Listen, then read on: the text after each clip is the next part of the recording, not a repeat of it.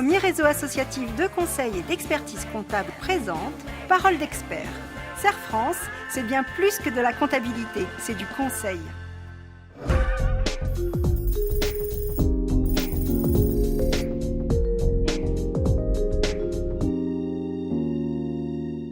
Bonjour à tous, bonjour Bénédicte. Bonjour Christophe. Aujourd'hui, nous allons vous parler de la marge.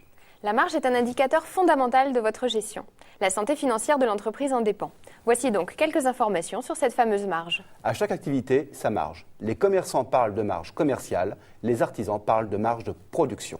Au-delà des terminologies, la marge correspond à la différence entre les ventes et les charges dites variables engagées pour réaliser la vente. Parmi ces charges figurent notamment les matières premières, les marchandises ou encore la sous-traitance. En un mot, la marge correspond aux sommes disponibles pour faire face aux charges fixes de l'entreprise, loyer, assurance, salaire.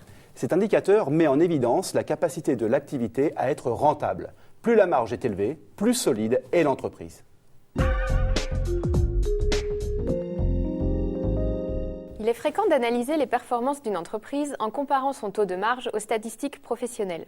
L'intérêt de la démarche est évident, situer l'entreprise par rapport aux confrères. Mais attention à bien utiliser ces statistiques. Elles donnent une indication, pas un diagnostic. Rappelons deux évidences. Un taux de marge supérieur à la moyenne professionnelle ne garantit pas la rentabilité de l'entreprise. Encore faut-il que le volume de chiffre d'affaires soit suffisant pour faire face aux charges et que ces mêmes charges ne soient pas disproportionnées au regard des besoins ou des possibilités de l'activité.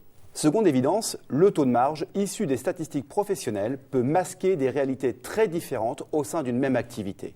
Un plombier n'aura pas le même taux de marge selon qu'il réalise des travaux de dépannage ou des chantiers plus lourds comme l'aménagement d'une salle de bain. Qui sera le plus performant ? Le plombier qui réalise 70% de marge pour 100 000 € de chiffre d'affaires ou celui qui atteint 50% de marge pour un chiffre d'affaires de 250 000 €? Tout dépend du niveau de charge fixe et des objectifs de revenus du dirigeant. Une gestion efficace de la marge suppose une approche globale de la gestion de l'entreprise, combinant le développement commercial pour assurer un niveau de chiffre d'affaires suffisant et la gestion stricte des achats de marchandises. La diversification des sources d'approvisionnement. Un même fournisseur est rarement bien placé en prix sur tous ses produits. Exactement. Donc la diversification des sources d'approvisionnement et la négociation de remise sont des éléments importants dans la consolidation de la marge. Dans le même esprit, un artisan devra faire preuve de prudence lors de la rédaction du devis. Certaines marchandises subissent des fluctuations de prix importantes. Pensez à intégrer ce paramètre dans votre devis afin de pouvoir l'ajuster et ainsi préserver votre marge. De même, soyez vigilants sur la valorisation des petites fournitures. Leur valeur unitaire est faible, mais cumulée sur l'exercice, le manque à gagner peut être important. Sur le papier, une entreprise peut avoir une marge suffisante pour couvrir ses charges, mais pas assez de trésorerie pour les payer. Ce paradoxe s'explique très simplement. La marge résonne en termes de produits et de charges, et non en termes d'encaissement et de décaissement. Alors que c'est la trésorerie qui constitue souvent le point de repère du chef d'entreprise. Pour mieux comprendre ce décalage, prenons l'exemple d'un commerçant qui achète 2 articles d'une valeur de 50 € chacun. Un de ces articles est vendu 100 € et le second alimente le stock. Économiquement, la marge est de 50 €, mais la trésorerie est de 0 € car le produit en stock est payé avant d'être vendu. Pour un artisan, la problématique sera similaire.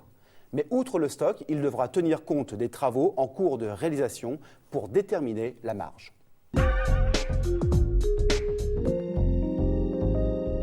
Une gestion efficace de la marge doit donc tenir compte de multiples paramètres. Chiffre d'affaires, politique d'achat, niveau des charges fixes, mais aussi du délai de réalisation des chantiers, d'encaissement des créances clients ou encore du stock. En fait, la marge est liée à la capacité du chef d'entreprise à gérer, planifier et organiser son activité au quotidien. L'important n'est pas seulement de savoir si l'entreprise dégage suffisamment de marge, mais de s'assurer que cette marge est disponible pour faire face aux dépenses. Nous espérons que ces quelques conseils de gestion vous seront précieux pour développer votre marge. On se retrouve très prochainement pour de nouvelles paroles d'experts. Au revoir.